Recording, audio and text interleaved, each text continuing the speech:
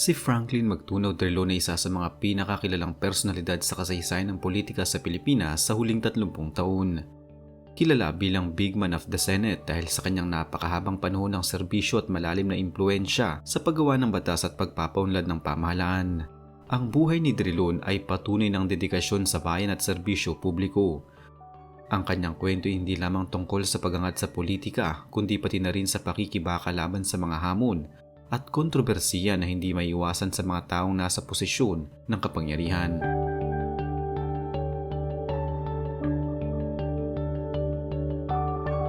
Ipinanganak si Franklin M. Drilon noong 28 ng Nobyembre 1945 sa Molo, Iloilo. Lumaki siya sa isang pamilyang Pilipino na may malalim na pagpapahalaga sa edukasyon at serbisyo publiko.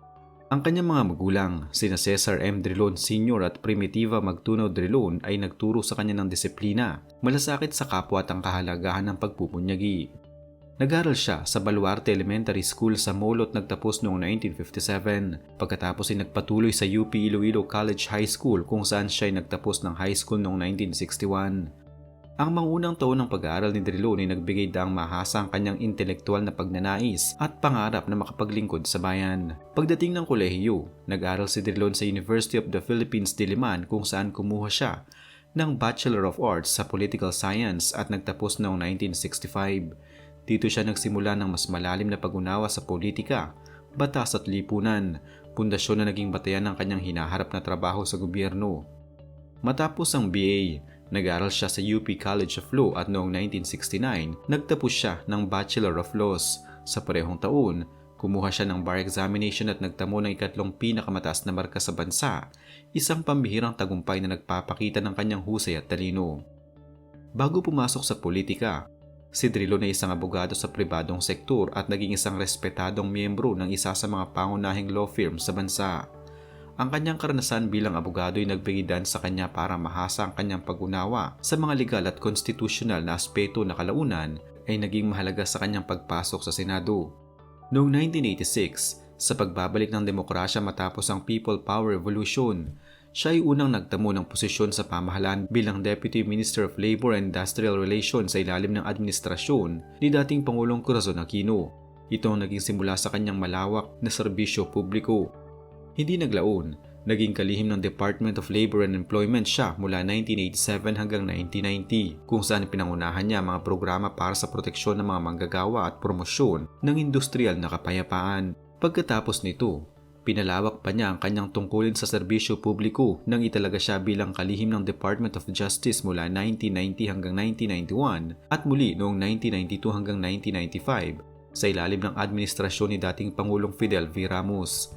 Sa DOJ, pinangunahan niya ang pagmonitor ng libu-libong kaso sa buong bansa, isang reforma na nakaambag sa mas sistematikong pag-asikaso sa hustisya. Ipinamalas din niya ang kanyang kakayahan bilang executive secretary na kilala bilang Little President dahil sa lawak ng responsibilidad sa pamahalaan. Ang mga karansang ito ang nagsilbing paghahanda niya bago pumasok sa pambansang politika bilang isang mambabatas. Ang tunay na pagsikat ni Drilon ay nagsimula noong 1995 nang siya ay nahalal bilang senador ng Pilipinas, isang matatag na hakbang sa kanyang pampublikong serbisyo. Mula noon, naging bahagi siya ng Senado sa loob ng napakahabang panahon. Mula 1995 hanggang 2007 at muli mula 2010 hanggang 2022, isa sa pinakamahabang serbisyo sa kasaysayan ng Senado. Bilang senador, agad niyang pinakita ang kanyang husay sa paggawa at pagsusulong ng batas. Siya ay kilala sa pagiging mahusay sa pakikipagtalastasan sa Senado at pagpapatibay ng mga batas na may malalim na epekto sa bansa. Ilan sa kanyang mga pinangunahang batas ay ang GOCC Governance Act na nagbigay reforma sa pamamahala ng mga government-owned and controlled corporations. Sin Tax Reform Law, isang batas na nag-restructure sa buwis sa sigarilyo at alak upang dagdagan ang kita ng pamahalaan at bababain ang paggamit ng sigarilyo. Ang Philippine Identification System Act na naglatag ng pambansang sistema ng identifikasyon para sa mas epektibong serbisyo publiko.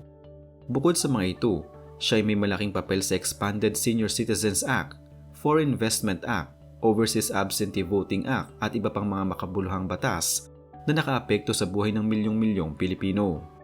Sa loob ng Senado, Higit pa sa pagiging mambabatas si Drilon, siya ay naglingkod sa iba't ibang posisyon tulad ng Senate Majority Leader, Senate Minority Leader at Senate President Pro Tempore. Siya lamang ang senador na hinawakan lahat ng 4 na pangunahing leadership position sa Senado. Bilang chairman ng Senate Finance Committee, pinangunahan niya ang pag-aproba sa mga pambansang pondo ng bansa at naging pangunahing boses sa mga debate tungkol sa tamang paggamit ng budget. Bukod sa pambansang batas, isa rin siyang aktibo sa mga internasyonal na gawain. Noong 2005, siya ay hinirang bilang presidente ng Inter-Parliamentary Union o IPU, isang prestihiyosong organisasyon ng mga mambabatas mula sa iba't ibang bansa, at naging chair ng IPU Committee on Human Rights of Parliamentarians. Tulad ng maraming matagal na politiko, hindi nakaligtas si Drilon sa iba't ibang kontrobersiya. May ilang mga reklamo at paratang na lumabas laban sa kanya. Isang malawak na usapin ay ang pagkakasangkot niya sa mga alegasyon ng plunder at graft, partikular na isang reklamo na isinampa ni dating Representative Augusto C. Juco Jr. tungkol sa di umano'y maling paggamit ng pondo upang impluwensyahan ang impeachment vote laban kay Chief Justice Renato Corona. Si Drilon ay maring nagpahayag na ito ay politically motivated at walang sapat na ebidensya, at hindi ito nagresulta sa hatol na guilty. Bagaman hindi direktang nasangkot sa kriminal na kaso, si Drilon ay kabilang sa mga senador na sinala sa pagtatalakay tungkol sa kontrobersyal na Pharmaly procurement scandal at iba pang mga isyu ng transparency sa gobyerno.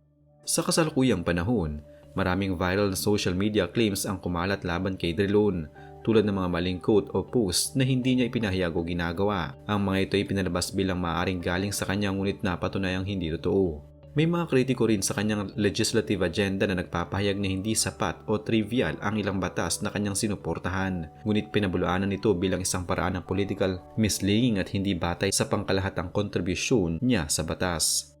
Sa personal na buhay, si Drilon ay unang nag-asawa kay Attorney Violeta Calvo Drilon na kasama niya hanggang sa pumanaw ito dahil sa sakit noong 1995. Mayroon silang 2 anak, sina Eliza at Patrick. Pagkatapos ng ilang taon, nag-asawa siya kay Milagros Serrano Genuino na kanyang katuwang sa buhay at madalas ring kasama sa mga serbisyong pampubliko.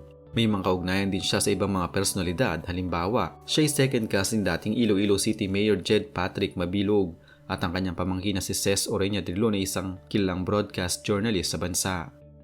Pagkatapos ng 4 na termino sa Senado, ang huling termino ni Drilon ay nagtapos noong 2022 at mula noon ay hindi na siya muling tumakbo. Sa isang panayam noong 2024, sinabi niya na wala siyang plano na bumalik sa Senado at mas pinipili na niyang magretiro, lalo na dahil sa kanyang edad at sa tagal na serbisyo niya sa publiko. Sa kasalukuyang panahon, mas masasabing siya ay isang retired statesman, isang respetadong tagapayo sa mga usaping pambansa at patuloy na nagbibigay opinyon sa mga isyong panlipunan at politikal kahit hindi na siya opisyal na mambabatas. Halimbawa, noong 2025, nagbigay siya ng malakas na puna tungkol sa culture of impunity at korupsyon sa bansa na nagpapakita ng patuloy niyang binibigyan din ng kahalagahan ng hustisya at pananagutan sa pamahalaan.